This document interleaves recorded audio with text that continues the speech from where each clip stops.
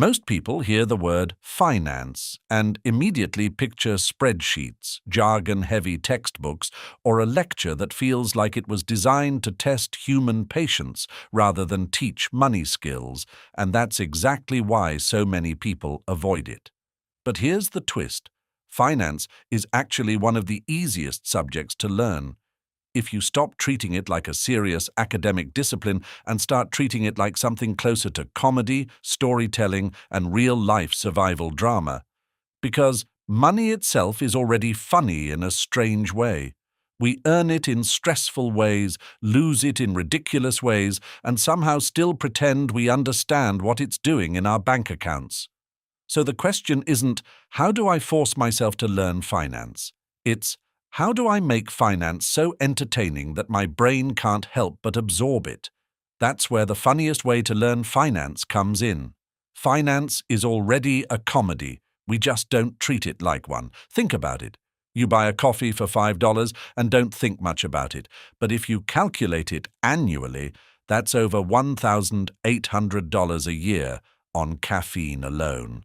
Suddenly, your small treat becomes a plot twist in your financial story. Or consider credit cards. The idea is simple. Borrow money now, pay later. But in real life, it becomes borrow money now, forget later, panic forever. Even budgeting sounds like a joke setup. I made a budget. Oh, really? How long did it last? Until I opened an online shopping app. The truth is, finance is already filled with humor. We just don't lean into it. And once you start learning it through funny, relatable scenarios instead of dry theory, everything starts sticking naturally. Why humor works better than traditional learning. There's a reason comedians can make complex ideas unforgettable while textbooks struggle. When something is funny, your brain pays attention. It relaxes. It remembers. Finance normally fails because it overloads you with formulas without context, definitions without emotion, and examples that feel like they were written by someone who has never bought groceries. But when humor enters the picture, something changes. You stop memorizing. You start understanding. For example, instead of learning compound interest is exponential growth, imagine this. Your money is like a lazy employee. At first, it barely works, but over time, it starts hiring interns, interest on interest. Eventually, it becomes a full company working for you, even while you sleep. Now you'll never forget it. The financial roast method of learning. One of the funniest ways to learn finance is something I like to call the financial roast method. Instead of studying concepts directly, you roast real-life financial behavior. For example, budgeting traditional learning. A budget is a plan for income and expenses. Funny learning. A budget is when you lie to yourself in advance about how responsible you're going to be this month. Saving money.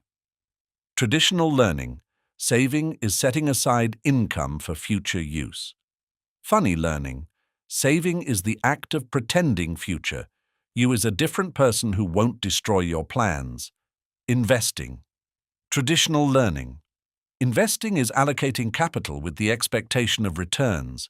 Funny learning. Investing is emotionally adopting a plant that may or may not grow, depending on global chaos, politics, and Twitter rumors. When you frame concepts like this, they become memorable stories instead of abstract definitions, turning everyday life into a finance sitcom. If you really want to master finance humorously, you have to turn your life into a sitcom where money is the main character. Let's break it down. Episode 1. The Budget That Wasn't. You create a strict monthly budget. 30% savings, 50% needs, 20% wants. By day 3, your wants category has already recruited your needs category into rebellion. Episode 2. The Subscription Trap. You sign up for a free trial. You forget about it. 6 months later, you discover you've been funding 5 different streaming platforms and 1 meditation app you've never opened. Episode 3.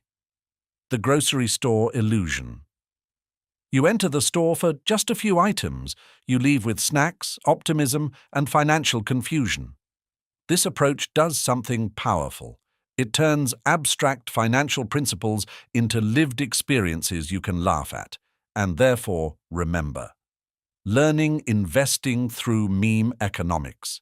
If there's one place where humor and finance already overlap perfectly, it's investing culture.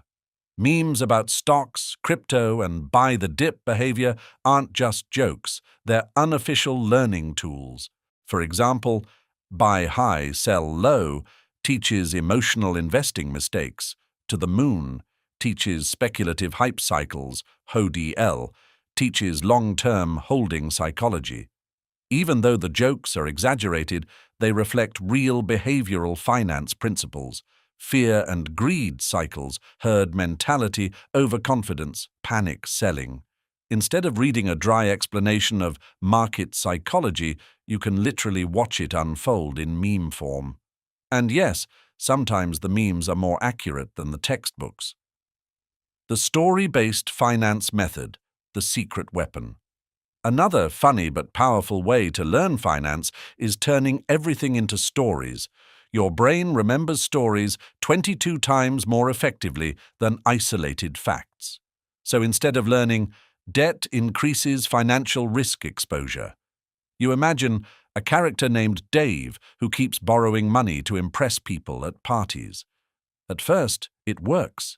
Then interest shows up like an angry landlord. Eventually, Dave is working 3 jobs just to pay for appetizers he doesn't even remember eating. Now you understand debt. Or instead of diversification reduces risk. You imagine a person who refuses to put all their eggs in one basket. Instead, they spread eggs across baskets, backpacks, and one suspiciously labeled emergency egg fund. It sounds silly, but that's exactly why it works. Why adults struggle with finance and kids don't. Children actually learn financial behavior faster than adults, not because they study harder, but because they treat money concepts like games. A kid understands saving coins in a jar, visual progress, trading cards, value exchange, allowance systems, income versus spending. Adults, on the other hand, get stuck in fear-based learning. I'm bad with money. Investing is risky. I don't understand numbers. Humor breaks that fear loop.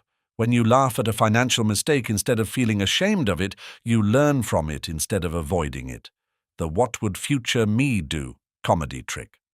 One of the simplest funny mental tools in finance is imagining your future self as a completely different person, not wiser, not richer, just someone else. So before spending money, ask, would future me thank me for this or file a complaint? Before skipping savings, would future me survive on vibes alone?